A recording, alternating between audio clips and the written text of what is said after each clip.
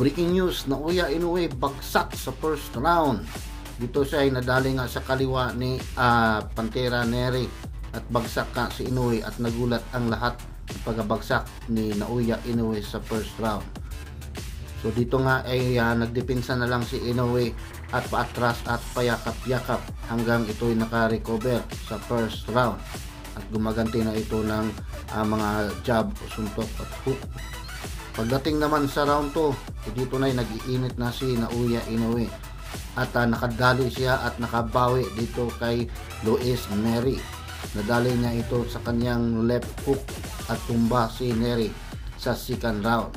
So tumayo pa naman si Nery at lumaban hanggang umabot ng 5 round. Pagdating dito sa 5 round, natamaan na naman si Nery at dito'y bumagsak nga na naman si Nery. At medyo maga na yung mukha niya, no, mga idol. Pagdating sa round 6, dito na binanata ni Naoya Inoue si Luis Nery hanggang makorner at bumagsak uli. At dito ay nakuha ni Naoya Inoue ang technical knockout sa round 6. So panalo pa rin si Naoya Inoue by knockout at na-retain niya ang kanyang pagka-undisputed.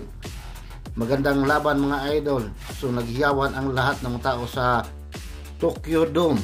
So abangan natin kung sino ang susunod na makalaban ni Naoya Inoue. So hanggang dito na lang mga idol. Maraming salamat po.